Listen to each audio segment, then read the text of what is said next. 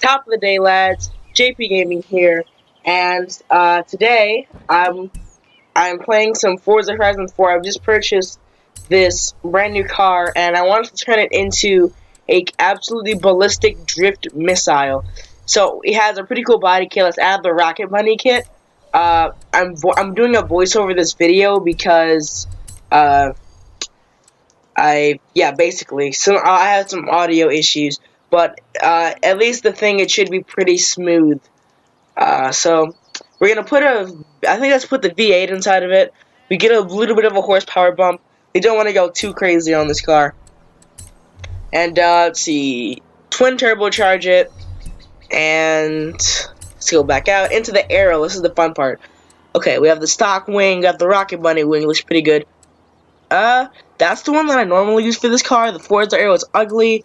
I think we're gonna go with that one. It looks pretty good. Yeah, let's go with that. Let's exit. Go to wheels. Let's go with some sport tires and thicken them up in the front. We're gonna make them a little thick in the back, but not too thick.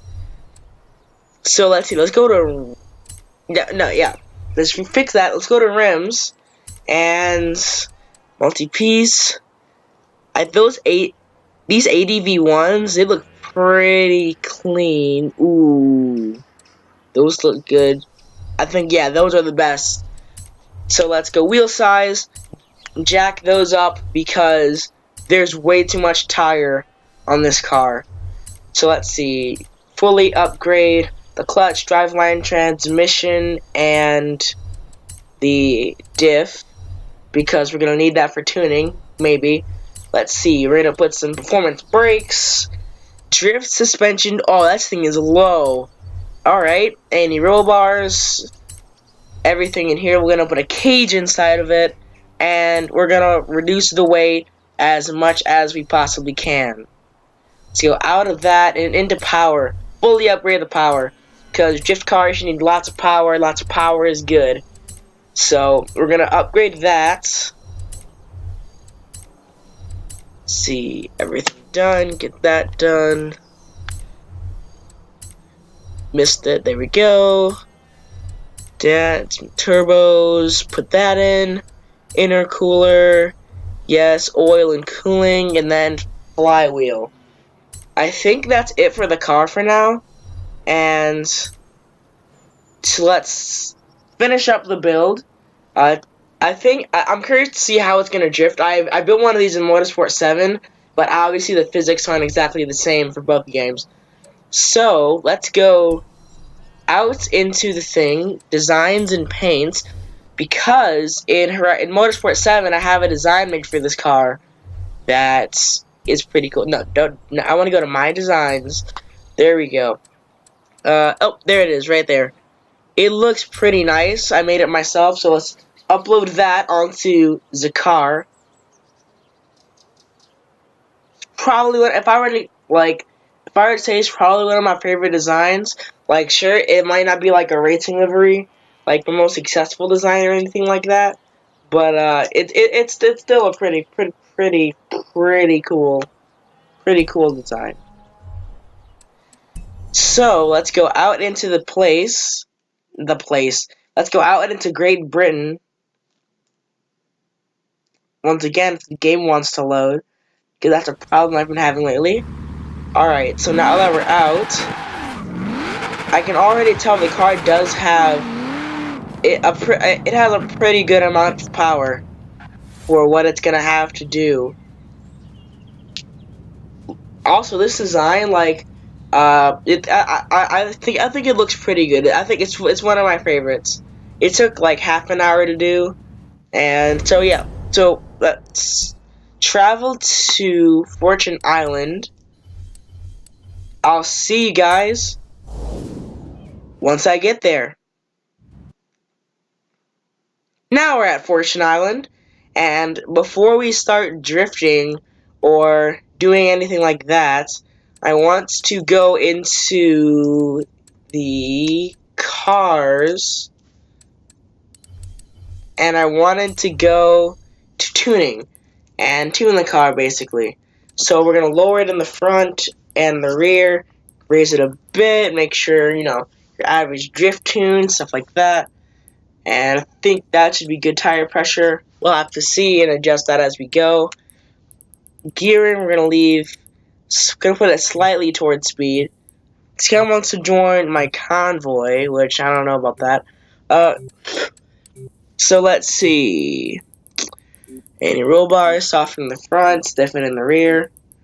Well, we're not gonna soften it. We're gonna make it stiffer. We're gonna make it softer in the front, like not compared to the rear. The front wants to be softer, so you can actually like dig down. That's just my personal like drift tune. Just apply the setup and let's turn around and let's wreck this drift road. And let's see, turn it around. So we're holding our lines pretty nicely. The first corner, 20,000 points. Can we get a new personal best? Let's see. Let's holding the line very, very nicely. Just keeping it off the wall. The car, it does have lots. I think it might have a little bit too much power. Like, not too much power, but the rear, it definitely does need a bit more grip because the wheels, it's hard to get traction. Many people don't know this, but for drifting, you do want a little bit of traction so you can control your lines. This car is very, very slidey, and the gears might need some more work because fourth gear at like 40 or 30 miles an hour isn't exactly the optimal setup for drifting in general. But we're at 120k. I mean, we're not doing too bad. It's not I don't think it's my best run yet, but and we're about to go off. Let's rewind. I know rewinding isn't great, but you have to admit sometimes you do mess up. It's really hard to get a perfect run on the drift zone because it's just so long. Because most drift zones in the game, they're like a few corners maximum. This one, it's like a mile long. And we've spun once again.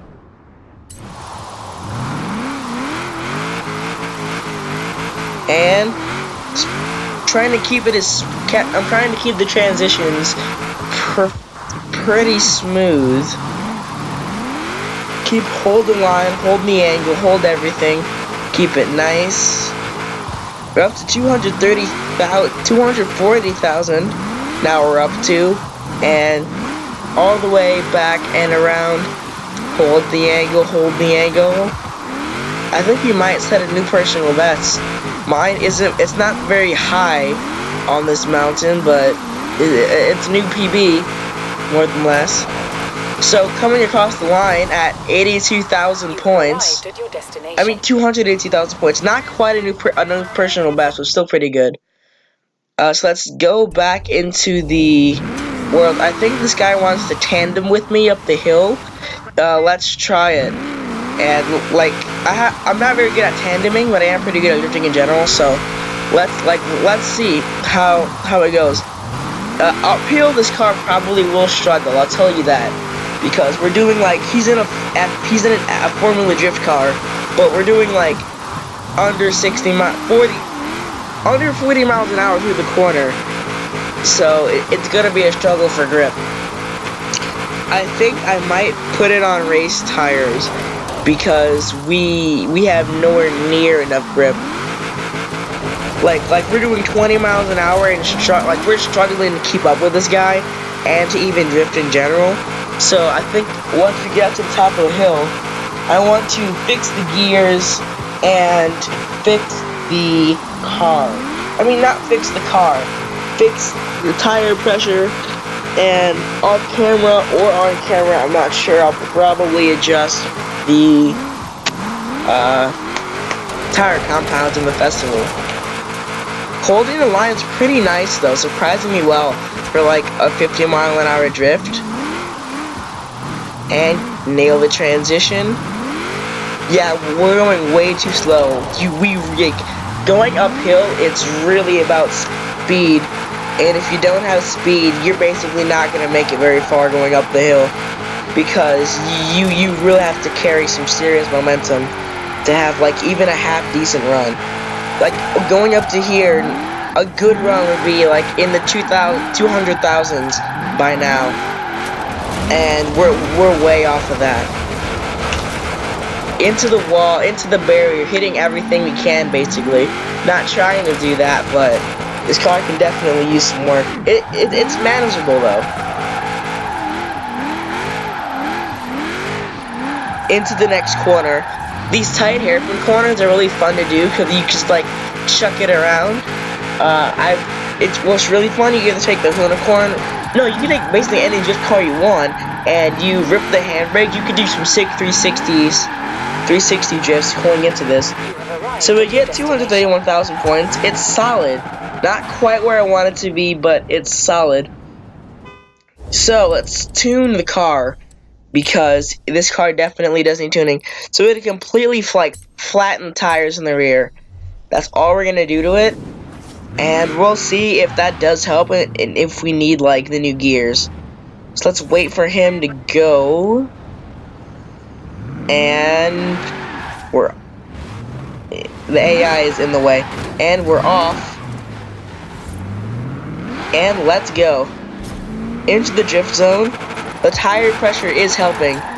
Oh yeah, that helps a lot. We might not even need to adjust our gears, because now we're doing third gear at 60 miles an hour. It does give us a lot of grip. We might be a little bit slower, like in the top end, because the contact patch is so large now.